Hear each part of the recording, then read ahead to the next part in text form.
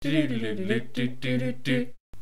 and welcome to Big Nostalgia with me, Vicstar. And me, haddowinc. This week we're looking at the popular game Pokemon Stadium on the Nintendo 64. Woo! Now Pokemon as a franchise, I'd say Marvel's Disney because it's quite popular these days. I mean, you out there who are old enough to remember the slight dip in popularity before Pokemon Go will realise that there was a dry period, but it's just kind of gone pwah again. Everyone's gone crazy Pokemon. I mean, the hardcore fans will tell you that there was never a dip. There's never a dip, but I definitely feel like at the end of the Nintendo DS era, people were stopping to care about Pokemon. Yeah, and it just wasn't. It was still coming out on the handheld games, but the games were getting very repetitive, and they were introducing more Pokemon. But that didn't necessarily make it better, because you '90s children fell in love with the classic Pokemon, and then soon they were having ones that look like keys and like rabbits and really weird pandas, and it was just getting a little bit ridiculous. So with the Pokemon Go, at least they got popularity back in a very easy way, which of course was on the mobile phone. Although every generation of Pokemon has its share of weird creatures. Weird and wonderful. Yeah. It has its great designs, and it has its dittos, which is poor Ditto. Which is goo. Pink blob of jelly goo. Well, Pokemon Stadium on the N64 actually came out in the EU in April the 7th, 2000.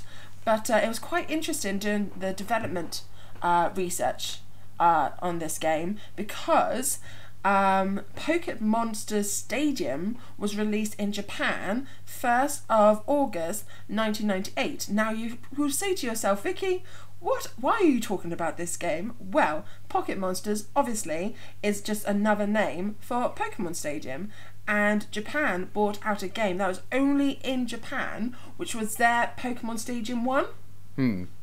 So it was intended to release on the Nintendo 64 DD, but was converted to the Nintendo 64.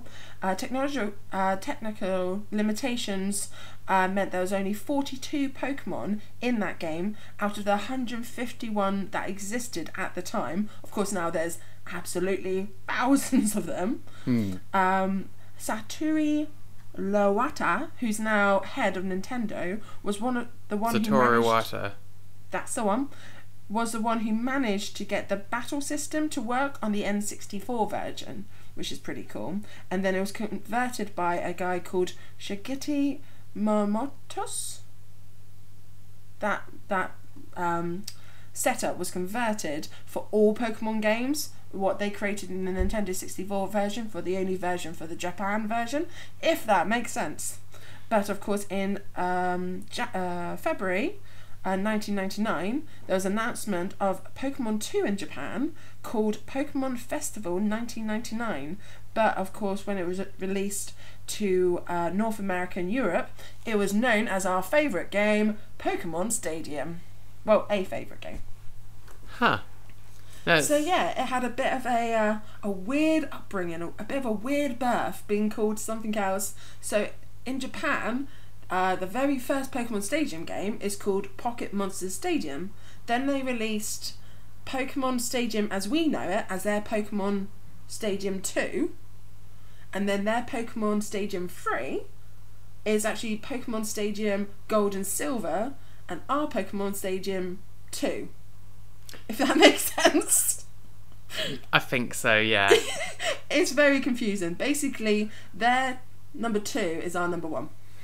Okay, that's a lot clearer. No, it's interesting because I was staying with a friend before Christmas. It was just after Sword and Shield came out.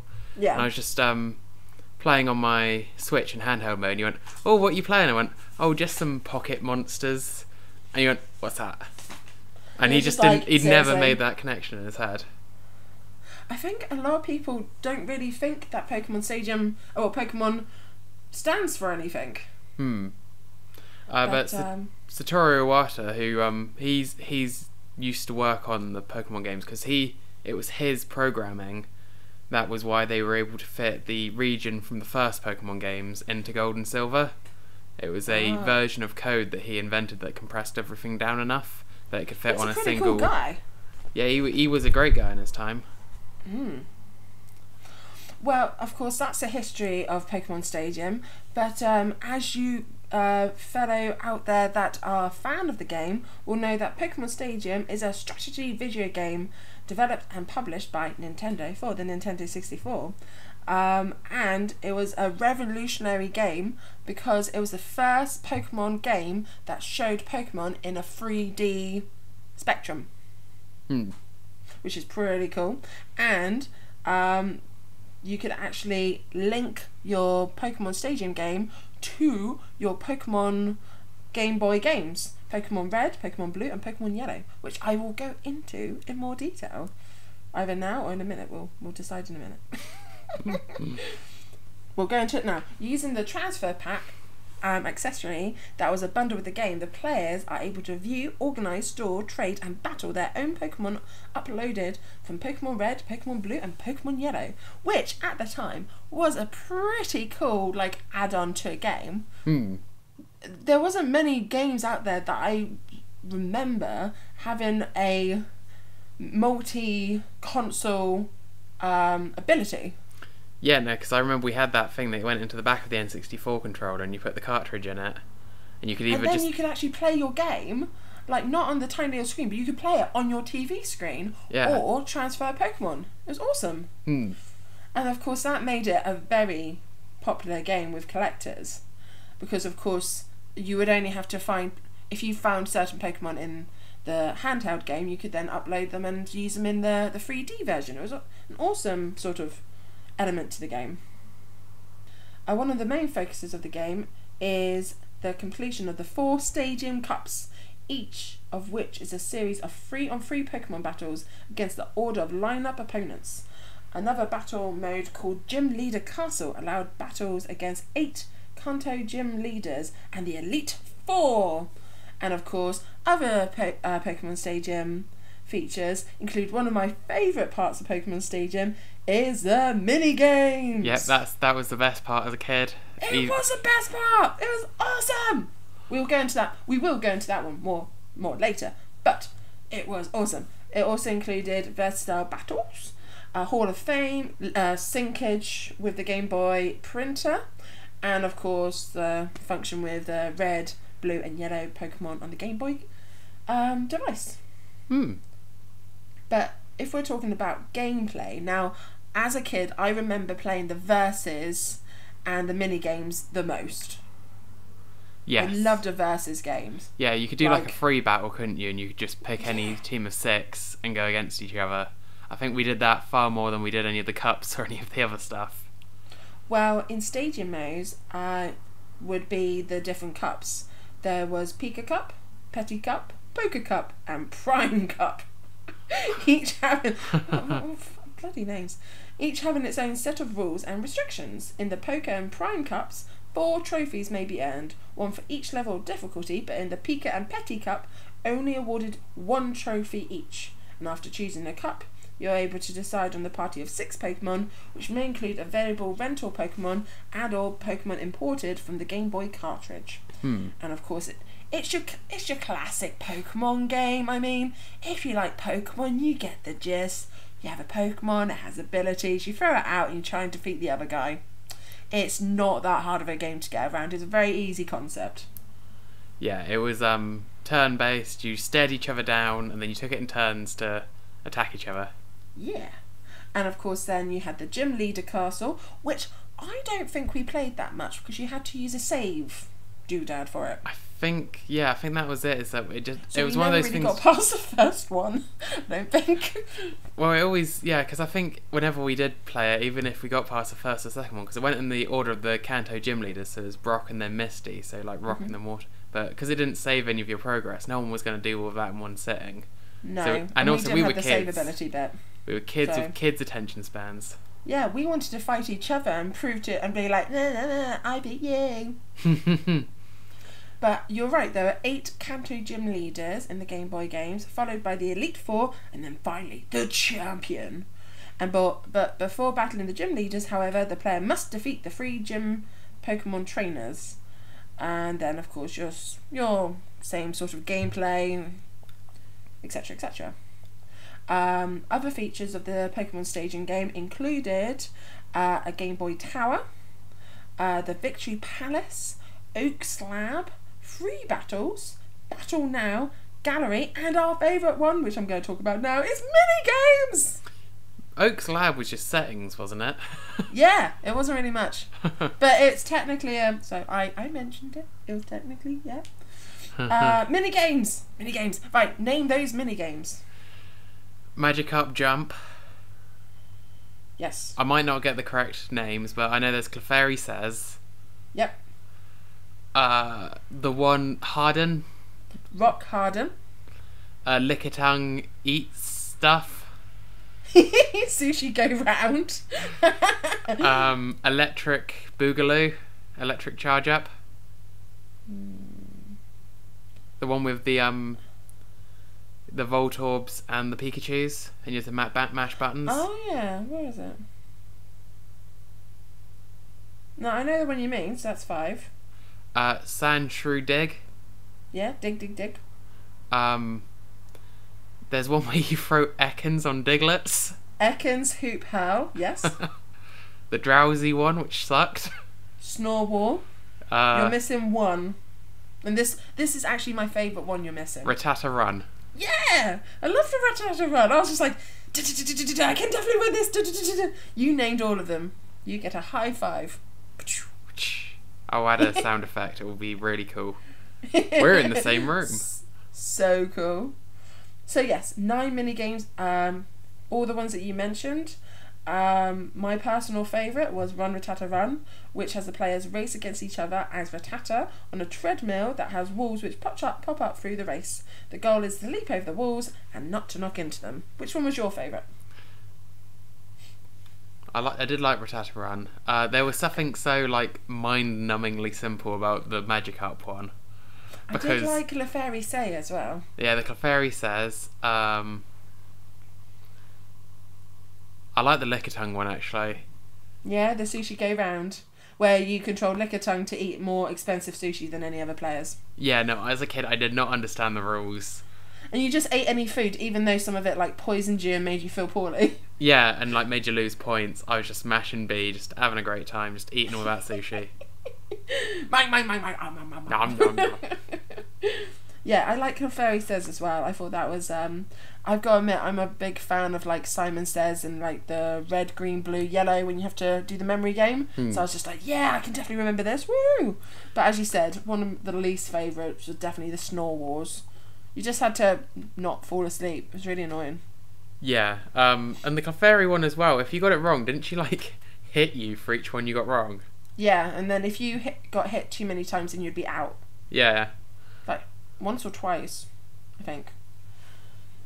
And no, there's a few times, because I remember your health went down quite slowly, but usually if you started going wrong, you went a lot wrong. So you just get bludgeoned a bunch of times in a row. Don't be so stupid. What? What do you mean up, up, up, up, up? No. Left, right, be a start, obviously. Nice. But yeah, so yeah, that's the general gameplay of the game. It included 151 Pokemon characters, which is pretty cool. I mean, I included all the Pokemon characters that existed at the time. So if you're into classic Pokemon, it will have all your top favourites like Pikachu, Bulbasaur, Charmander. It's before any of these new ones even came onto the scene, and it was so cool being able to play them in their 3D form. Yeah, because some of them, and as well when you consider at the time that the only games that had been released are the Gen 1 games, and some of the sprites in that are just either haven't aged very well or just outright terrifying. So actually seeing them in the 3D flesh, you got a much better idea of what they're actually supposed to look like. Well, as you said, in that the bit form, as they were shown in those days, it didn't give you the depth or even, let's be honest, the colour in some respects of the Pokemon and how they're supposed to look. It was a time for developers to really get some detail in there and really think of, right, this is what you look like at the moment, how can we make that into a 3D character? And they've kept with a lot of those designs, well, all of those designs throughout the Pokemon history now. Yeah, no, there's some designs that it must have been Pokemon Stadium which brought out what is considered their design. Because there's things like Coughing originally had like a skull and crossbones on his head, like above his eyes, but now his eyes are at the top and things like that. There was ones that were redesigned through. And there were changes made from the Japanese version to the American version, because and the EU version, because us Brits, we can't deal with certain things. It's very un-PC. Uncouth. These Japanese are not allowed whatever they like. For example, bit of weird information here.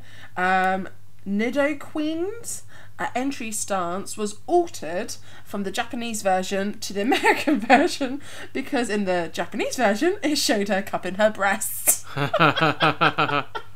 And America was just like, no. And Electabuzz in the Pokemon Stadium 1, well, our version of 1, has 6 fingers, which is an error. Apparently he's only supposed to have 5, and this was not corrected for Pokemon Stadium 2. They just continued to get that wrong. Oh. It's like the opposite of The Simpsons, which are missing a finger. I mean, I only went to that because they're all yellow, but... Well, if we want to move on to composers, I mean, the composers for this was 3 men with very interesting names. I'm going to attempt to say them now. Kenta Nagata, Hamiji Waki, and Tori Maingishi. But they, did the classic sort of Pokemon feel to the game. I mean, it's very hard to talk about composers when you're talking about a franchise like this, because everyone knows the Pokemon sort of theme. It hasn't really changed a lot over the years. They've kind of kept it very nostalgic. Wouldn't you agree? Yeah, no, there are some core themes, especially around that period, that keep on coming back. Well, yeah. I mean, why fix what's not broke? And it's a very recognisable for their franchise. So they did a good job. I like all the music, and definitely if you think of the mini games, that was the original sort of soundtrack that they had to create. It was very entertaining and very silly, and as a kid I was just like, yay! You want me to press A repeatedly? I can do that. There's the one where you have to press A repeatedly, the one where you have to press A but time it a bit more. There's the one where you have to mash the triggers. There's the one where you have to mash A and B. We swapped it around. To be fair, they had a very limited sort of pad to work with to make it that, like, not exactly that interesting, because looking back it's a very simple premise, but doesn't mean a simple premise can't work. Yeah, no, the thing is, the games were accessible because they had simple mechanics, but like they were interestingly presented. And they're bright, colourful, a whole different section, and you could play against up to 4 people? Yeah, and you could do like see, we're back on the mini games again. I know, we were talking about composers and they're like, yeah, no, that's all the same. Let's talk about mini games. Because you could do like the first to however many victories, couldn't you? And the little stars would drop down. And then whoever was losing, very satisfying. Whoever was losing got to choose the game. Which was annoying. But I'm not saying I was always winning, I'm just saying I was mainly winning. Oh, that is such first world problems. I'm winning at all the games. Because I'm winning. I'm winning at all the games, therefore I can't choose Rattata Run. I have to hope the CPU chooses it.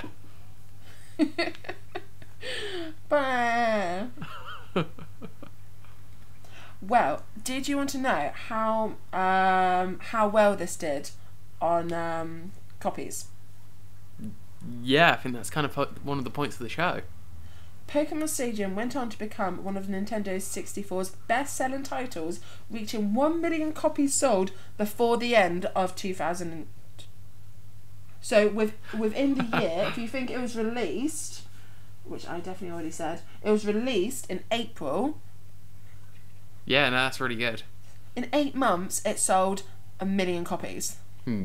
That's crazy good. Well, that was like the height of Pokemania, wasn't it? Because it was the first movies were coming out, I think, around that time as well. Because I remember there was the first movie, and the second movie was literally called like Pokemon 2000, wasn't it? Yeah. So the first movie had already had quite a big hit. So as you said, it was prime time for Pokemon time. The critical reception of the game was mixed, with critics praising the game's visuals but finding fault with the audio quality.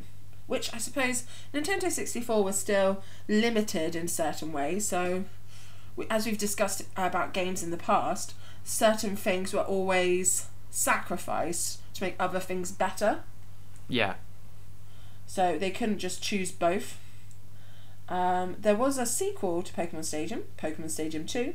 And of course, in Japan, it was called Pokemon Stadium Silver and Gold.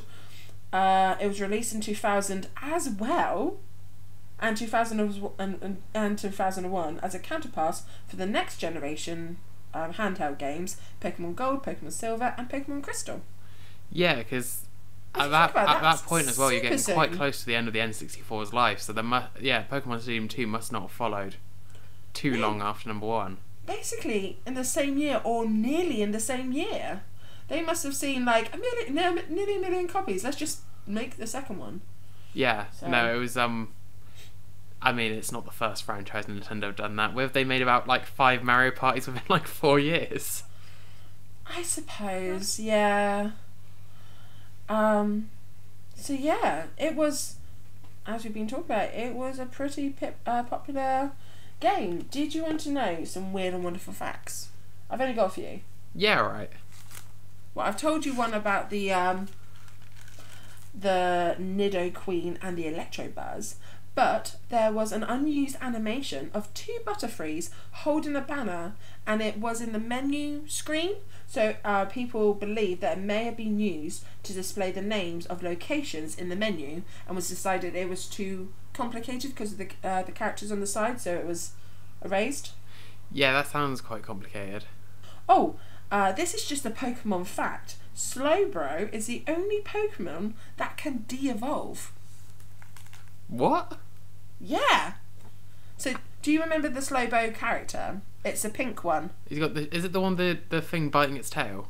Yeah. So what happens basically is that you can evolve it, and if that clam on the end decides to let go, then it can de-evolve. Is that something that can actually happen in the games though? Yeah. What? That's crazy. It's weird. And it's the only Pokemon that has that ability to de-evolve. Basically, if your Slowbro's too lazy. Too slow. Yeah, which is ridiculous. But again, just a general Pokemon fact because I found it interesting. I was going to say, if we started going down the rabbit hole of just general Pokemon facts, we think we'd be here all day. We could do a whole video on that alone, probably. Just a whole other series, just big Pokemon. No, that doesn't work. Big Pokemon. Big nostalgia Pokemon. Pokemon nostalgia. Big Pokemon nostalgia. Big Pokedex. Oh, yeah. Well, in the first Pokemon Stadium, the one that was like Japan only, because it only could have 42 in the game, in the Pokedex, it had all 152 or whatever, but it only had very basic information because, of course, it wasn't 3D yet. It basically just had them there. That would have been so frustrating to be like, that's a character I could have. Why can't I have that character? I want them all. I mean, you say that. That's what some Pokemon fans have said about the latest one, which hasn't been able to include all, 1,000 Pokemon in. Yeah, but that's like comparing... Well, I'm saying 42 to 151 instead of like, I don't know, 300 to like a million billion. That's out there now. I mean, let's not get into that. Again, another rabbit hole. Although when you say like really basic information, it makes me think of like someone just wrote like what they guessed the Pokemon was, like Pikachu. I think it's a yellow mouse. Yellow mouse, I think. I want to say electricity. Maybe, or like a tree. But yeah, that is Pokemon Stadium. I mean, personally, I really enjoyed the game, had lots of fun memories. Not of the actual gameplay, as in the cups or the tournaments and stuff, but a great 2-player, 3-player game between like siblings. I love the mini games and the fact that you could just link in your Game Boy game. I think I had Red. I want to say I had red, and just pop it on screen. So you, instead of playing on this tiny little screen, you could play it on the TV, and I was like, wow, it's a great concept to the game, which I think not only because it's a Pokemon game, I think that helped it to be so good at selling. Yeah, and that kind of connectivity, that kind of everything links into one another, I think really did help Pokemon, because like the cards, you could see those creatures in the game. The game connects to this other game. All of those are in this film, in this anime. And that's how they kind of monopolised that sort of cartoony, kids-based area in the 90s. Because if you think about it, it's like easiest thing to compare it to, which is of course Digimon. They didn't have cards. You had the little Digimon things that you can have your little Digimon character, but they had a film, but they didn't nothing have quite a game. compared to the dominance that Pokemon had. No. But yeah, do you have any fond memories of the game? Oh no, like this is well, as is the theme of this show, we're looking back at nostalgic favourites and 1080 snowboarding. But I do really fondly remember this game. I think I mostly remember the mini games. And the more I think about it, the free play, if you had more than 2 people, didn't you used to have to like share a group of 6 Pokemon? Like yes. you could do Yes. 2 versus 2, but there's still only one trainer. You just had 3 Pokemon each. So It was weird. Yeah, it was kind of strange. But- You had to tag in and tag out. But it was a way to try and get more people involved, which Yeah. you can say is better than the attempt that, say, latest Mario games have had, with you only being able to control the hat. Yeah, no, I think it does well to make it like a party game. Yeah. And I think there was quite a lot of content, and you could see the appeal of if you'd done all the stuff that was available in red or blue or whatever you had. You could then put your Pokemon onto this game, and you had another set of gym leaders and another stadium full of like events and stuff. So it really did, and so it kind of extended the life of that game. But if you didn't have that game, you could still do the rental Pokemon, which meant you could go for it anyway, of just like making a team of any Pokemon. It was really like however it balanced that. I guess the casuals, which was kind of us, which was like, oh, I just want to make a team of the first 6 or something like that. Yeah, or ones I just like the look of. Yeah, and the people that were like, oh, I want to see how my team does against these extra challenges. Although, weirdly, it's one of the only games I can seem to remember that makes heavy use of the D-pad. Yeah. If you think about it, most of the games relied heavily on, of course, the joystick and the A/B sort of moves, whereas that, you actually got a use out of the D-pad. Yeah, section. one of the only games, I think, that does it in any kind of large capacity. This has been Pokemon Stadium. I hope you have enjoyed our time with us. Please comment below and tell us your feelings about the game and your favourite sort of Pokemon game, because let's be honest, we could definitely go down that rabbit hole in the comment section. That's okay. And yeah, we just both really enjoyed that game. It's another good nostalgia Nintendo 64 game that got very fond memories of and lots of fun to play. Yeah, no, thank you very much for joining us today. If you, like as Vicky said, if you enjoyed the video, let us know.